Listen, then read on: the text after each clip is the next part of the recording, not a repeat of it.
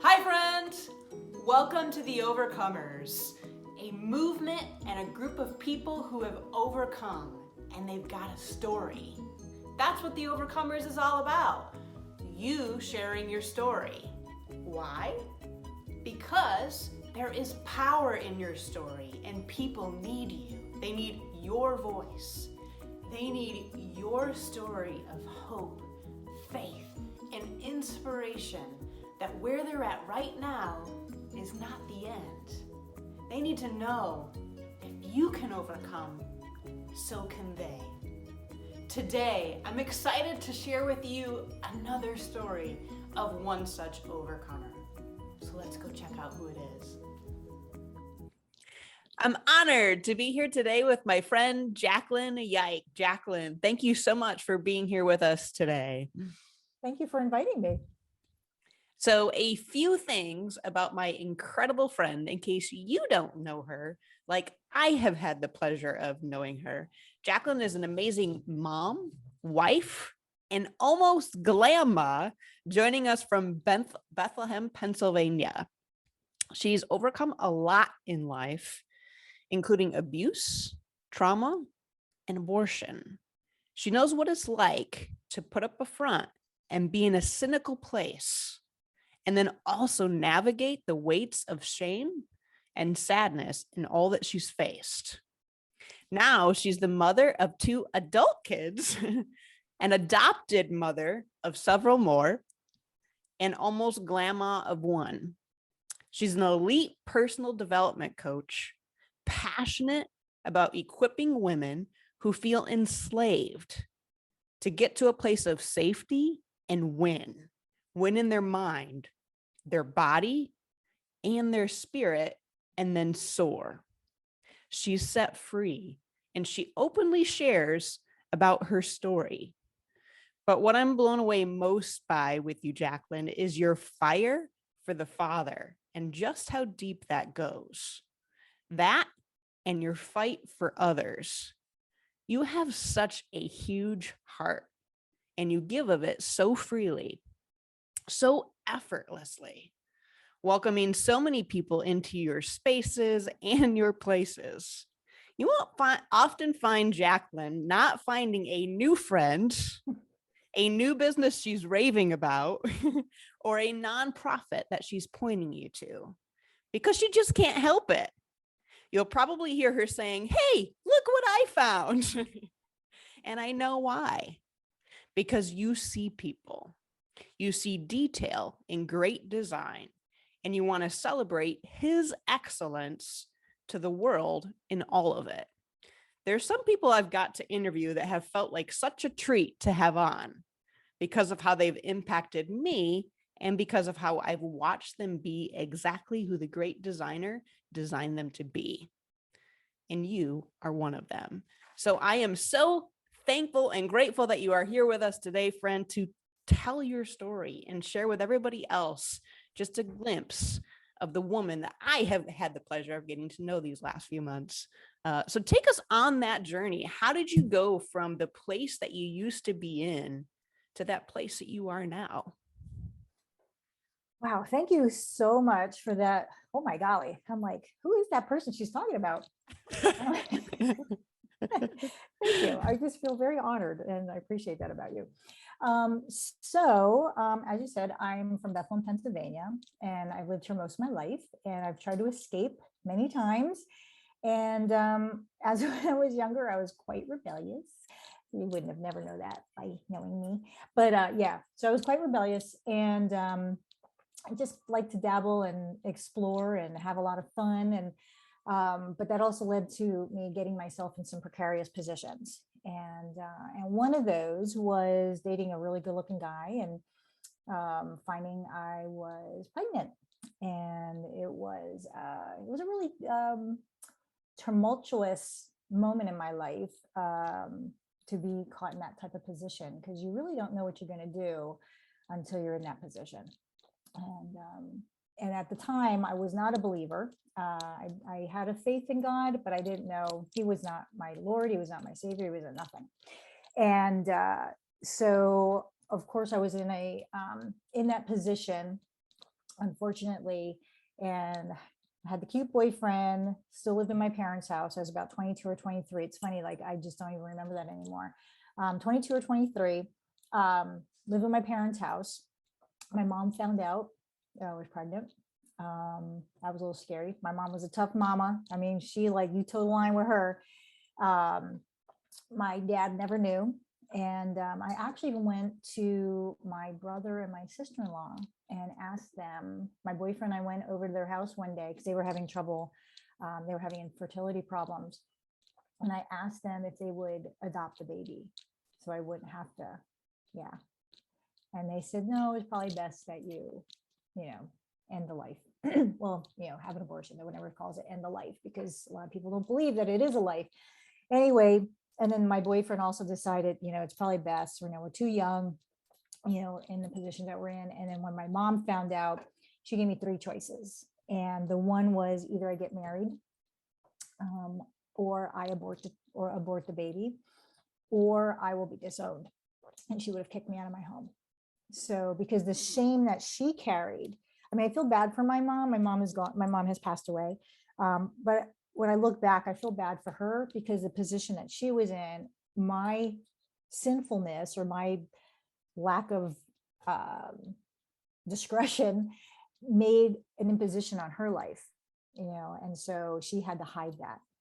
And so though I was stuck between a rock and a hard place, I had nowhere to go. I had a boyfriend who didn't want this baby. I was like, my brother and sister-in-law, like, it's best if you did it. And I understand that too, because I mean, I would have put them in a precarious position as well. So anyway, all that to say, I went and sought to have an abortion. Yeah. So anyway, I went to, this is really crazy. I went to the clinic. It's called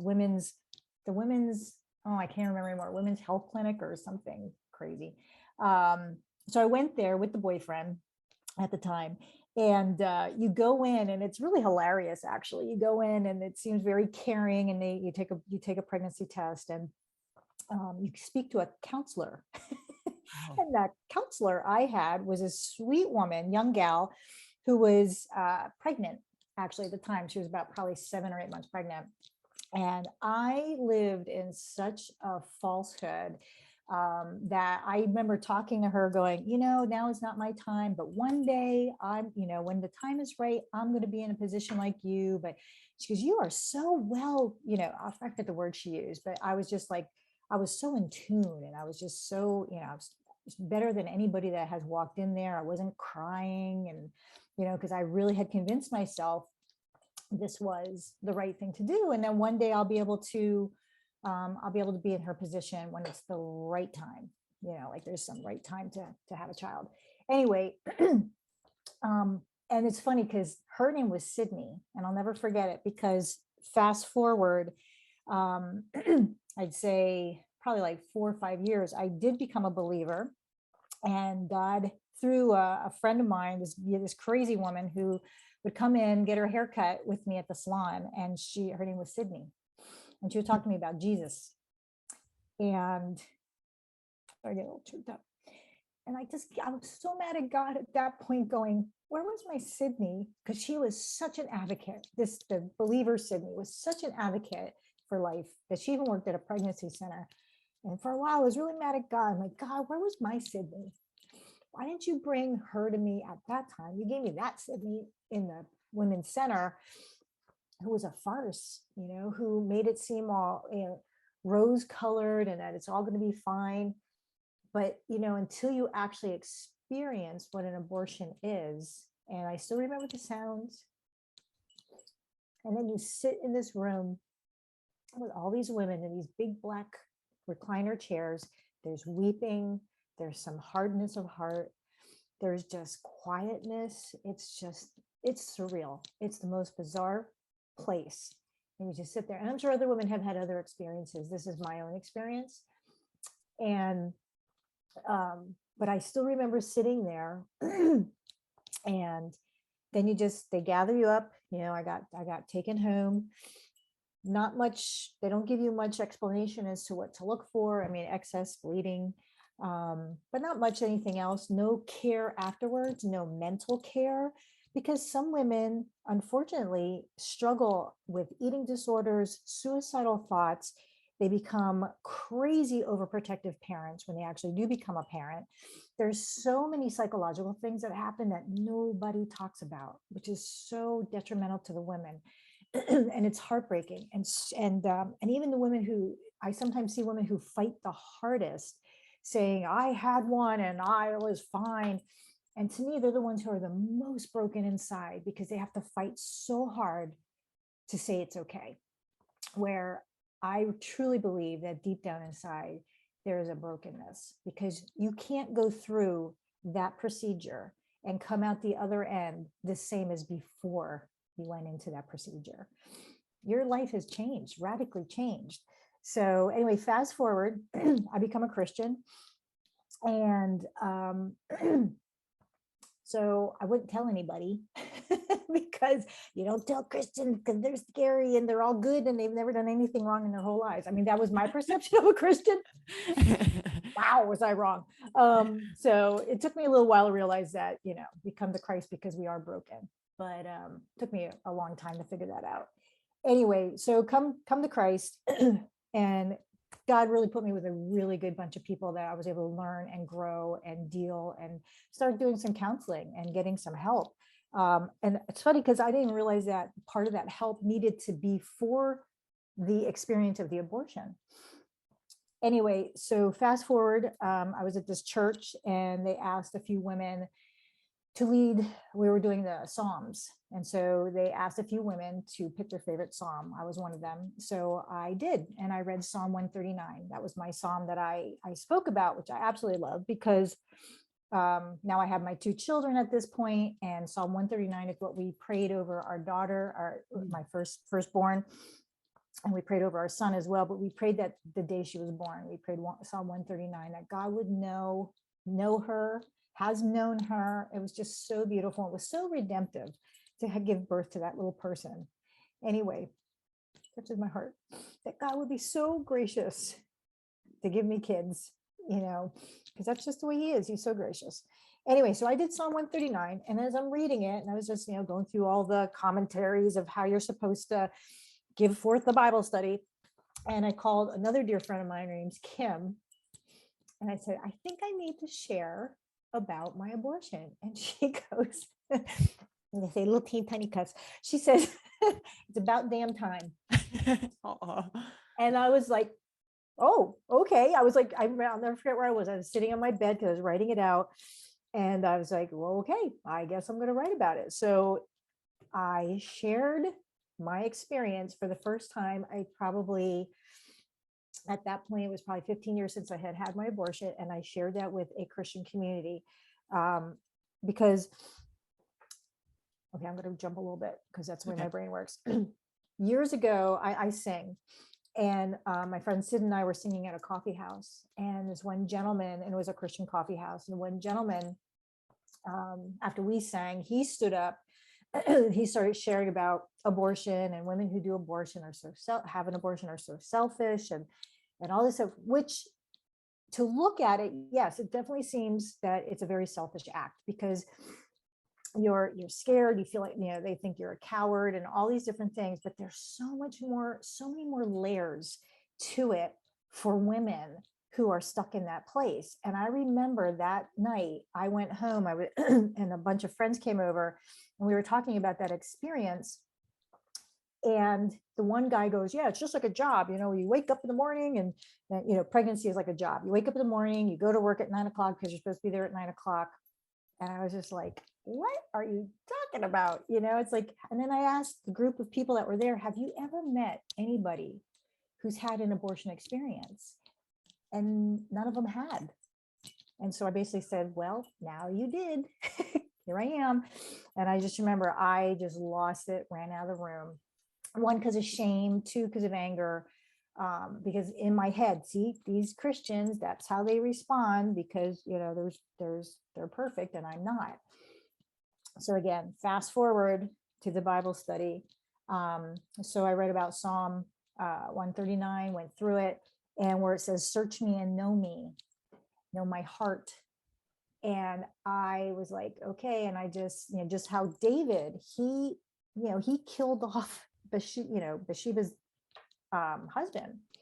And I'm so sorry, his name. I'm like, I have it right here. I'm like going out of my brain. Mhm. But just like David, I was no different than the apple of God's eye. I did the same thing. I wanted to remove what was inconvenient at the time. And all the pressures around me, and just like David, all the pressures around him are like, oh my gosh, I got to hide my shame. I got to hide my sin. I did the same exact thing. And then that's how I led into, my abortion experience. And it was so freeing and scary all at the same time. But I did it.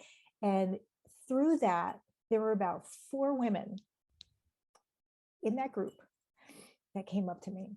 Aww. Who never told a soul, or they told very few people. And it was seriously amazing. And I'm thinking, oh my gosh, how many more are out there? So I met a woman at a Walk for Life walk, obviously Walk for Life walk. And she had such a heart of God, and she looked right at me and she knew. And she was starting these counseling kind of sessions. And she asked if I would want to join. I'm like looking at her going like, how do you know? And she just had such a heart of God. And I said, yeah, I think I'd like to do this. And so I showed up, and it was me and 2 other women. The next week I showed up, and it was me and 1 other woman, because the one woman was in the hospital because she was suicidal. Aw. Because as she started to deal with the pain, she just couldn't handle it. And that happens a lot. And that really left a mark on me and just broke my heart. Because at this point, of course, I'm married, and I have such a gracious husband. In fact, before we got married, I said, we're going to tell every skeleton in the closet, here it is. Either you take it or you leave it. And he took it, and now he has me. Ha And anyway, so I started going to abortion care, and it was amazing. And I hadn't told my children yet. My daughter was about 16 at the time. My son was 14, 15. And I just felt they're probably a little too young. And I just prayed and prayed and prayed. And my daughter ended up going to like a girls' retreat, and the woman there spoke about her abortion. And so when Zoe got home that night, she was going, Mom, did you know that Mrs. Blah, blah, blah, she had 2 abortions? Like, and Mrs. Blah, blah, blah is the best Christian she's ever met. She's such an honoring woman. Oh. And I said, yeah, I knew. I knew. And I said, do you know who else had one? She goes, no. And I just felt like that was a time. So I shared with her. And man, that was a rough day. But she was very gracious and very loving for, 16-year-old kid. But I felt her heart was right, and she was ready to hear it. And then my son, I waited. We actually were counseling a young gal who was pregnant not to have an abortion. We said we would even adopt her baby if, and she did go to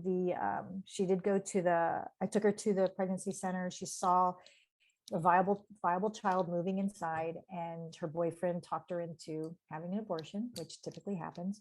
And she ended up going without an appointment, came back, and then made an appointment for the following week. But by the grace of God, she miscarried. And she called me and shared with me how in that miscarriage, she couldn't believe how sad she was. And I'm like, because when you become pregnant, that's a little human inside of you. You become a co-creator with God. It's such an amazing gift that God has given women, that we get to be little co-creators, and we get to create this beautiful entity that it's its own entity, with its own heart and brain and cells. And it's just amazing, and to watch your belly grow. It's like, oh gosh, I love being pregnant. It was like the coolest thing when I had my 2 kids. It was so awesome. Anyway, so after my counseling sessions and sharing with my daughter, and then sharing this, with my Bible study group, I really felt like I need to I need to help in some way. I really want to reach women who have gone through this, because it is such a silent killer, really.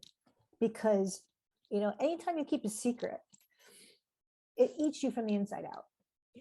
And so many women, they don't even tell their husbands that they have now, or, it's just so heartbreaking to me, the pain that, the people, women put themselves in, because they don't have safety. It's why, the whole we were enslaved, and now to get to a place of safety is so needed. And somebody that sees them and hears them and can empathize with them, knowing it's it's an experience. It's an experience I don't wish on anybody, um, because you walk with that the rest of your life. It's like the like, for me at least, I still remember the day. It's actually, what's so funny is it's May 23rd that I went and had my abortion. So it's so appropriate that we are doing this for such a time as this.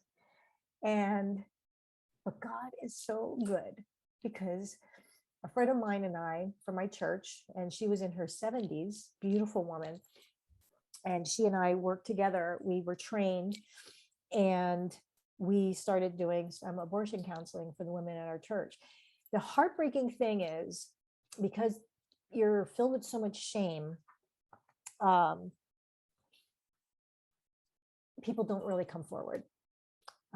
It's sort of like, not that alcoholism is something you should be proud of, but it's almost like alcoholism now. If you struggle with alcohol, it's like an okay thing to struggle with. There's certain things in our culture that it's okay to struggle with and be like, oh, I'm addicted to X, Y, and Z, or whatever it is. But abortion, even in this culture now that we're living in, there's still this dichotomy that is really, really hard to share, especially when you really honor and love the people that you're around, and you look highly upon them, and you think they'll never understand, they'll never know. And little do we know, they could have gone through the same experience. You just don't know.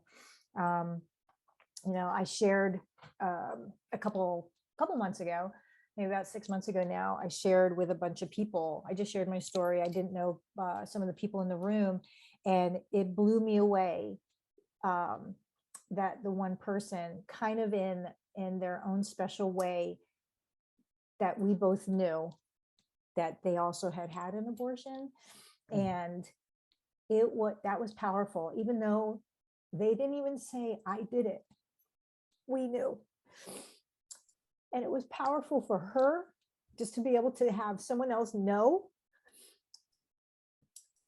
and just be seen. I don't know her experience. I don't know anything other than we're sisters in this.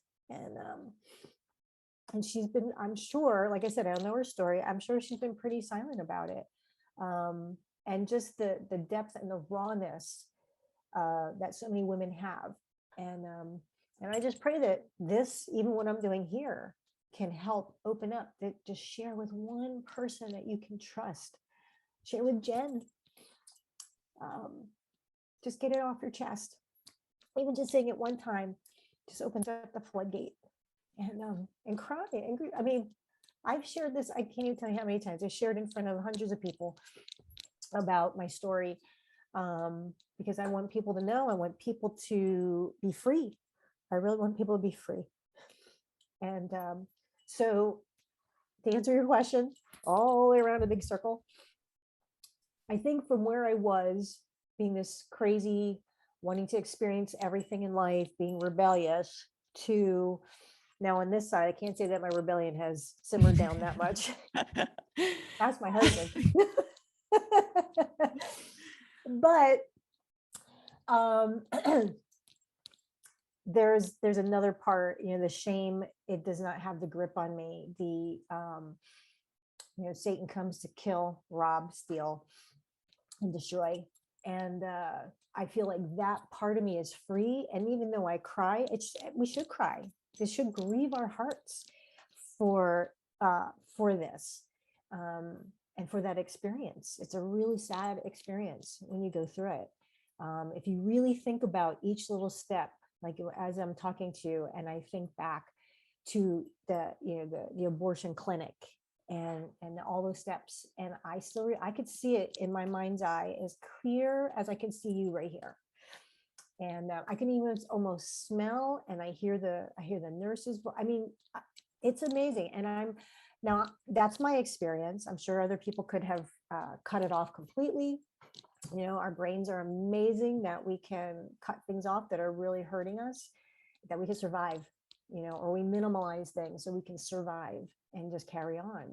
And but I just really hope that this story, my experience, can really free some women out there, and even men too. That's the other part. I feel so sorry for the men out there, because so many of them, they have no choice at all in this, because it's of course I had the other boyfriend that was just like, get rid of it, and then there's other men who, and in fact, that boyfriend too really needs to deal with that situation, but most don't. And it does affect them. There is a ripple effect when you do these type of experiences. Just like, even like with divorce, it's like, there is a ripple effect. We always think it's just the family, but then there's the friends on the outside that they are really affected by this too. And so with abortion, I feel it's the same way. It really is a ripple effect, because as you're trying to hide, you are actually doing this, and you really don't allow people to see who you are. And you act like, I act like a crazy fool and did crazy things and was always trying to be fun, and a lot of my pain and hurt was just keeping people at bay, eating disorder, using food as my comfort. And I mean, I use food for comfort for other things as well, but that it didn't help having the abortion to compound it. And that's what a lot of women do. Like I said, suicidal thoughts, helicopter parents, because you're so fearful. You just don't, you try to protect your kid at all costs. A lot of fear too is like, you think, even as you're pregnant, and I know women have these crazy thoughts anyway. I'm like, gosh, is God going to take this child from me? Is this child going to be okay? Am I going to have a sick kid because God's so mad at me that I have done this? And I just totally, you lose sight of who God really is. And he doesn't do that. That's not how our God, that's how we would do it. But that's not how he does it. He is such a gracious God, and he just wants us to come to him and just pour out our hearts and be free. He wants to set the captives free. So anyone listening to my voice, if this was your experience, I really pray that you will be free and truly free. You talked a lot about that feeling of shame and how huge that was for you to get to this place now where you do feel free from everything that you went through. And so how did you, when you were hearing the story of David, what was it about that story that really helped you deal with those feelings of shame? What was it about that story? That's a really good question. So I think to answer that, seeing for me, we know David was the apple of God's eye. He was plucked out from all the brothers who were the big brawny dudes, and knowing David's story, how he, like I said, he was the apple of God's eye, and realizing, oh yeah, I'm the apple of God's eye. We're all the apple of God's eye. We're no different than David. And then, here's David getting a little lazy, a little sloppy, and he sees the desire of his heart, but not God's desire, his desire. And just knowing how he fell, and God still loved him. I mean, not that there's not consequences. David had consequences. However, God still blessed him. God still loved him. And knowing that, and knowing the grace that God had for David, who, like, in my head, like, he murdered her husband, and I'm thinking, oh yeah, that's what I did too. I murdered my baby. And so knowing that God was gracious enough to love David, he didn't burn him on a cross. He didn't do anything. He loved him. And I'm like, well, okay. So these people are either going to love me or they're going to hate me. And I'm never going to know. And I really felt God saying, people need to feel free. And how are they going to ever feel free if no one talks about it? So how David had Nathaniel and Nathan, who came to him and said, I'm thinking of Veggie Tales, because Veggie Tales, they have the what? We need to watch Veggie Tales. Oh my gosh, they're so funny. Anyway, so how David had Nathaniel. Gosh, forgive me, theology people. My brain is just fried. How he had him come and basically reprimand him. Told him the story of the man who only had one sheep, but the guy with all the sheep, took the man's one sheep, blah blah blah, like that whole kind of story. And David's like, oh my gosh, that's horrible. It's like, well, that's you, David. And then that's us. Like I'm probably the worst judgmental person. Looking down my nose at others going, oh my gosh, look at what they do, which actually compounds my own shame, because as I'm shaming really the other people through my judgment, just like David, I'm actually hiding, fearful that people are going to know about me. So I look more righteous, just like David. He looked righteous. Yet he was trying to hide his sin. And that was me. And I just felt like I needed to pour it out. And like I said, when Kim said it's time, I was like, I really felt like God was just breathing his words into me to say it is time, and let the cards fall where they may. And I'm really glad I did. Like I said, because there were several women there, and then just through the years now, being open about it. What's really beautiful about that is that, like, you paint such a perfect picture of the fact of, you're right, so many people are afraid to talk about this if they've experienced it, and for valid reasons. Yet with this story of David, who was the one person he couldn't hide anything from? Yahweh, God. He couldn't, no matter what he did, he could not hide it from him. No. And the one who he couldn't hide it from, how did he feel about him? He loved him. Yeah. He loved him unconditionally, to the point that he calls him his most beloved. Such Absolutely. a good picture of the freedom that he does desire for us all to be in opening up and just having that relationship with him where we tell him everything, and he already knows it anyways. He just wants to help heal what needs to be healed and help you be free from the things that you are enslaved and trapped by. I know that you are an advocate for so many women who are in a place of being enslaved.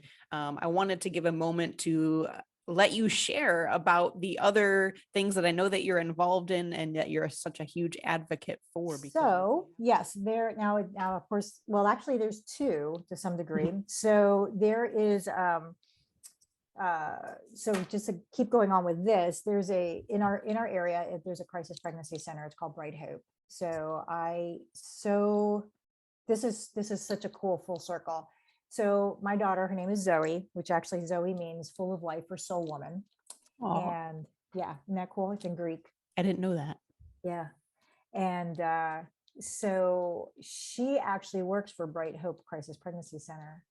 And it's she, with her organization, it's an umbrella organization, and they actually go into public schools, and it's called Life Smart, and they teach about healthy relationships. And they can't bring the gospel in, but of course, just themselves walking in with the Holy Spirit, they are bringing the gospel in, and they are touching countless lives. So I'm a big proponent of crisis pregnancy centers. Also, on another side, I also am a big proponent of the fight against human trafficking. And there's an organization in our area here. It's called VAST, and it's Valley Against Sex Trafficking. And so I create essential oil jewelry, and I give part of the proceeds to VAST. And yeah, it's pretty amazing. They're an amazing organization that they actually reach out. They just meet people where they're at, and they provide a safe place for them. I had the honor, they invited me to come to one of their retreats where there were probably about 10 women who were saved from trafficking. And, in my judgment, this is terrible. You walk in thinking, oh, what are they going to, like, you have this whole kind of Liam Nielsen movie thing kind of happening. And some of it is like that. But, I met these women who were amazing, and they're more than survivors. I mean, they are talk about overcomers. They are massively overcomers. And I had the honor of teaching them how to make these bracelets that I make. And it's just awesome to see as they're making and beading and just talking and laughing and just caring for each other. And it's just really beautiful. Art is so healing. And, and to create something that you can wear is just amazing. And then we just sprinkle them with oils and, the oil of gladness. And so it's really a beautiful thing. So that's another thing I'm really passionate about. It's so amazing. It's so amazing that, like you said, full circle, just seeing what God has done in redeeming so much of the things that you have had to walk through and been through. And now you're in a place of you're able to love on so many people, and really come beside women who are in that space. Before we go, I want to ask you one last question, because I know there's a really high likelihood there's probably somebody listening today who is in that space where you used to be. Maybe they too have had an abortion. Maybe they have not opened up to anybody, and they're carrying all that weight and all that shame, and they're afraid to talk about it. What would you tell that one woman today? First, seek God. Really seek God. Just cry out to him. He's there. He will listen to you. He wants to hear the cry of your heart. And then pray for somebody who is safe, that you can talk to, whether it's a counselor, a friend, sister, whatever, somebody that you can really trust, that you can just pour out your heart, and or reach out to Jen, reach out to me. Just reach out to somebody who that is safe and that you could just be honest with and just lay it all down. I know it's hard to find safe people. I mean, you really have to watch how people interact, and sometimes the people you think are safe aren't, but God redeems that too. And so I just say, find somebody that you can just be honest. You'd be amazed when you're honest, and when you share something so gut wrenching and people just feel that in your heart. It's amazing how there is such empathy and sympathy for that, for your situation. And just saying it, even just that first time, just is such a release. I know sometimes, like, when I first said it, I just ran and like hid, because I'm thinking, oh my gosh, what are people thinking of me now? But that first time you say it, it's amazing. You just have to do it one time, and then you could do it again and again and again. And there really is freedom, absolute freedom. So good, friend. So good. Well, thank you so much for being on with us today. Wow, I know you, but wow, am I blown away just listening to your story today. You are so courageous. You are so courageous. And I know that there are people listening today and people listening in the future who really needed to hear your story. So thank you for your boldness. Thank you for being a voice for the voiceless. Thank you for being a passionate advocate for those who feel enslaved to get to a place of safety. You are an amazing mom, an amazing wife, an amazing soon-to-be grandma. And I know that Yahweh, or God, is so incredibly proud of you. And you have run an amazing race so far. And I have a feeling he'd probably tell you, you won. Of course. I had to put that in there just for you. Where's April? I win. Wow, wasn't that powerful? Do you have an overcomer story? Do you know someone who needs to hear this message? Please share this video on your social platforms and tag us so we know who you are. Stay tuned as we share more overcomer stories in the weeks ahead. We're looking for you. We're looking for the overcomers. Join us. Let's come together as the overcomers. Start sharing your story. We have multiple ways you can start getting involved and repping the movement, repping your story of what he has done in your life. And last but not least, if you want to learn how to overcome, visit www.dannyjohnson.com. That's my coach, and that's where I learned how to overcome. Thank you so much for joining with us today. We believe in you, and we believe in the power of story. We believe in your story.